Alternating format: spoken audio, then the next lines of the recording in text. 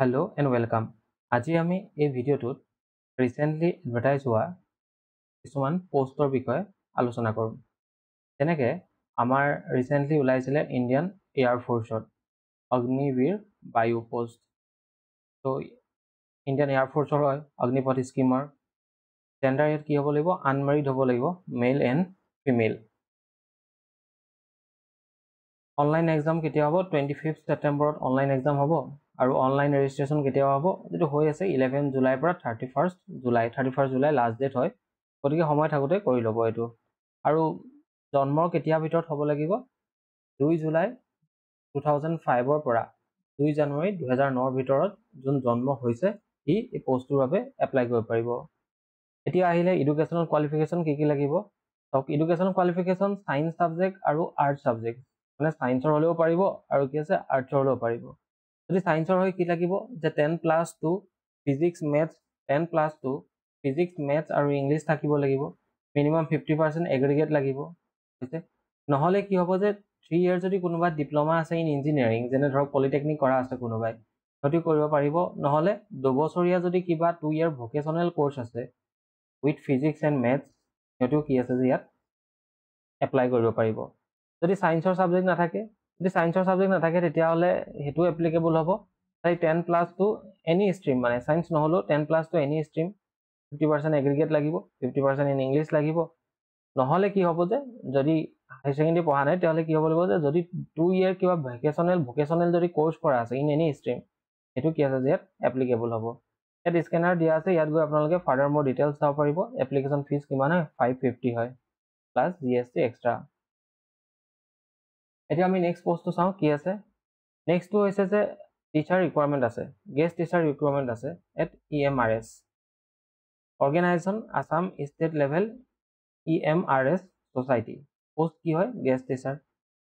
ইয়াত full time contractual for the academic year of 2025 and 26। ক'ত দিয়া হ'ব? চাওক, এইবিলাক একলব্য মডেল ৰেচিডেঞ্চিয়েল স্কুল আছে হাওৰাঘাট, আৰু যি EMRS আছে যে একলব্য মডেল ৰেচিডেঞ্চিয়েল স্কুল আছে জালা বাক্সা ডিষ্ট্ৰিক্ট, তাত কি আছে যে ইয়াত গেষ্ট টিচাৰ হিচাপে পোষ্ট ওলাইছে, ইয়াত আপুনি এপ্লাই কৰিব পাৰে। এলিজিবিলিটি ক্ৰাইটেৰিয়া কি আছে? যে পাৰ্মানেণ্ট ৰেচিডেণ্ট হ'ব লাগিব অসমৰ, আৰু application must B submitted in standard form. আমাৰ এটা লিংক আছে, এই লিংকটো আপুনি এপ্লাই কৰি যোনখন এডভাৰটাইজমেণ্ট আছে তাত আপুনি ছাবমিট কৰিব পাৰে। কোনে ইছ্যুড কৰিছে? এইটো ডাইৰেক্টৰ ট্ৰাইবেল এফেয়াৰ্ছ, এইটো ইয়াত ইছ্যু কৰা হৈছে।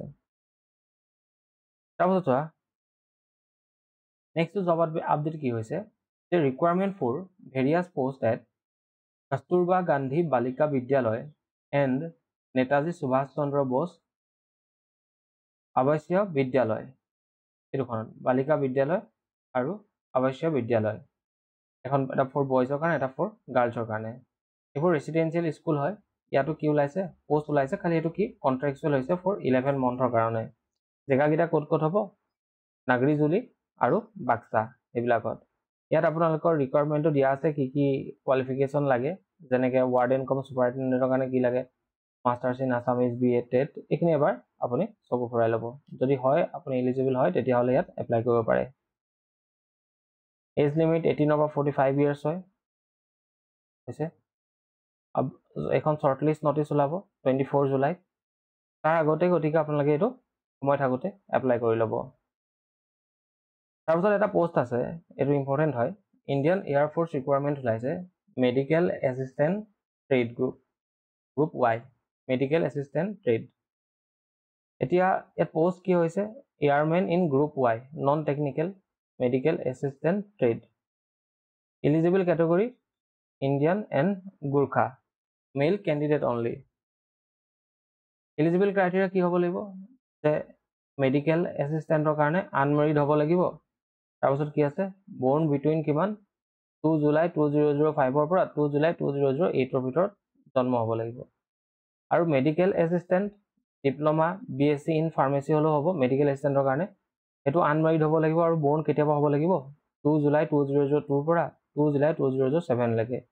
যদি মেৰিড হয় তেতিয়াহ'লে কি হ'ব লাগিব? বৰ্ণ হ'ব লাগিব 2 জুলাই 2002ৰ পৰা 2 জুলাই 2005লৈকে। এডুকেশ্যনেল কোৱালিফিকেশ্যন কি থাকিব লাগিব? for 10+2 ইণ্টাৰমিডিয়েট পাছ কেণ্ডিডেটৰ কাৰণে ফিজিক্স কেমেষ্ট্ৰি বায়'লজি ইংলিছ এইকেইটা থাকিব লাগিব, নহ'লে কি হ'ব লাগিব ভকেশ্যনেল কোৰ্চ থাকিব লাগিব। আৰু for diploma BSc in pharmacy হোল্ডাৰৰ কাৰণে 10+2 থাকিব লাগিব, এগেইন ডিপ্ল'মা থাকিব লাগিব, BSc ইন ফাৰ্মাচী থাকিব লাগিব, এইখিনিকে ইয়াত কোৱা হৈছে। তো এইকেইটাই আছিলে ইম্পৰ্টেণ্ট পষ্ট এতিয়া যোনকেইটা ওলাই আছিলে। এইটো এটা কথা মনত ৰাখিব, ৰেজিষ্ট্ৰেশ্যন কেতিয়াবা ষ্টাৰ্ট হৈছে 11 জুলাইৰ পৰা আৰু সেই কেতিয়াবা 31 জুলাই, গতিকে সময় থাকোঁতে এইটো এপ্লাই কৰি ল'ব। Thank U.